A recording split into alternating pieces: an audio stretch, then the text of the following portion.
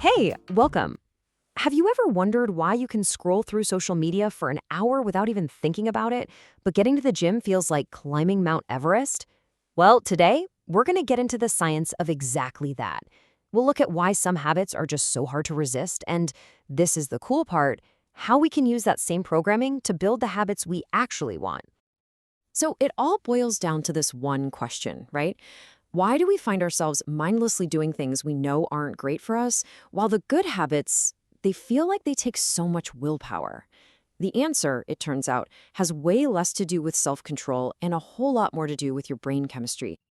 And believe it or not, the key to understanding your own habits, your phone habit, your junk food habit, it all starts back in the 1940s with a scientist, some cardboard, and a bunch of really confused baby seagulls. It sounds weird, I know, but trust me, it's all going to make sense. Those confused birds, they reveal our first big idea. Our brains are basically running on ancient software. And in our modern world, that software, those instincts, are being hijacked by temptations our ancestors couldn't have even dreamed of. Okay, so back to those birds. A scientist named Nico Tinbergen noticed that baby seagulls peck at this little red dot on their mother's beak to get food. So he thought, what if I make a fake beak with an even bigger, brighter red dot? And you know what happened? The chicks went absolutely nuts for it, pecking it way more than their own mom's beak. He even saw a mother goose trying to roll a volleyball into her nest, choosing it over her own eggs. Why would they do that? Well, Tinbergen gave this phenomenon a name: supernormal stimuli. These are just heightened, exaggerated versions of reality that our brains are hardwired to find completely irresistible. To a baby bird, a bigger red dot screams more food. To a mother goose, a bigger egg screams healthier baby. Our brains just light up because these exaggerated cues promise a bigger, better reward. And this is where it all clicks into place for us. We are surrounded by supernormal stimuli. Food scientists literally engineer junk food to hit that perfect bliss point of salt, sugar, and fat that our caveman brains just can't say no to. Social media gives us more likes and validation in 5 minutes than our ancestors got in a lifetime. These are all heightened versions of reality, and our ancient brains are just going haywire. So what is going on inside our skulls during all this? Well, it turns out there's one single powerful chemical driving this whole show. Let's dive into the science of craving.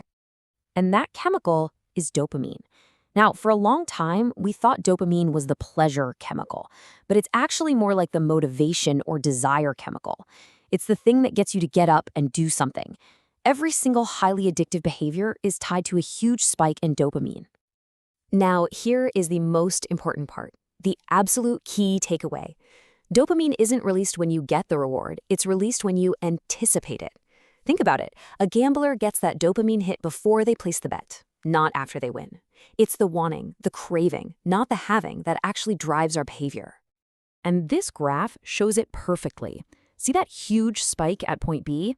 That's not the reward itself. That's the craving. That's your brain screaming, ooh, something good is about to happen. Now look at C. When the reward doesn't show up, dopamine crashes. That's the feeling of disappointment. It's proof that our brains are built to want things much more than they're built to like them. Okay, so our brains are hijacked and driven by dopamine cravings. Sounds kind of bad, right? But here's the good news. We can use this exact same system to our advantage. We can actually hack it to make our good habits just as irresistible. The first strategy is something called temptation bundling. My favorite example of this comes from an engineering student named Ronan Byrne. He wanted to exercise more, but, he also really loved watching Netflix. So what did he do? He hacked his stationary bike so that Netflix would only play if he was pedaling at a certain speed. He bundled the thing he wanted to do, watching Netflix, with the thing he needed to do, exercise. Brilliant. And you can create your own temptation bundle right now. The formula is super simple. You just sandwich a habit you need to do in between something you already do and something you want to do. For example, after I pour my morning coffee, that's your current habit, I will meditate for 1 minute. That's the habit you need.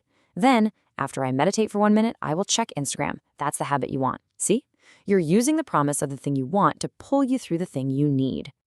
All right, the next way to make habits attractive is maybe the most powerful force on the planet. It taps into one of our deepest, most primal human desires, the need to belong. I mean, for most of our history, if you got kicked out of the tribe, that was basically a death sentence. We are biologically wired to want to fit in. So we tend to imitate the habits of three specific groups: the close, so our family and friends; the many, our broader culture or tribe; and the powerful, the people with status that we look up to. The story of the Polgar sisters is a perfect example of this. Their father decided he was going to raise his three daughters to be chess champions. Their entire family culture was built around playing chess. It was praised, it was rewarded, it was normal. And the result? All three became chess grandmasters.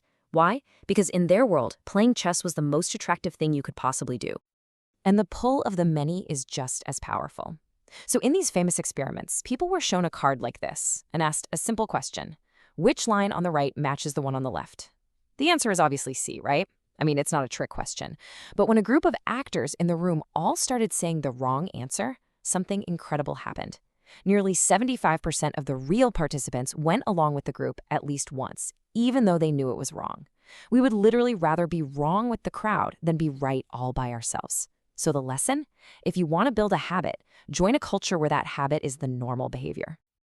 Now, of course, everything we've talked about works in reverse too. If we can make good habits attractive, we can break our bad habits by making them seem unattractive. So how do we do that? We flip the whole script. A great example of this is a book called The Easy Way to Stop Smoking. It doesn't rely on willpower at all. Instead, it just systematically reframes every single belief a smoker has until the habit seems completely pointless and, well, unattractive. The author repeats phrases just like this one over and over again. He'll say things like, "You think smoking relieves stress? Actually, it destroys your nerves." By the end of the book, the entire prediction your brain makes about what a cigarette will do for you has changed. And if you no longer believe it'll give you any benefits, the craving just vanishes. The whole goal is to highlight the benefits of avoiding the bad habit. And here's a super simple way you can start doing this in your own life. It's just a little mind shift. We often talk about our habits like they're burdens, right? I have to wake up early for work. I have to go exercise. Just change one word. You don't have to, you get to. You get to wake up early. You get to build your strength. This tiny change shifts your entire perspective from seeing these things as burdens to seeing them as opportunities. So in the end, it really comes down to this. Every single habit you have, good or bad, is just a modern solution to some deep, ancient human desire. The desire to connect with others, to feel certain, to gain status. You're not scrolling Instagram because you love pictures. You're doing it to feel connected and accepted. So the question to ask yourself is this: what ancient desire is this modern habit really solving for me, and is there a better way to solve it?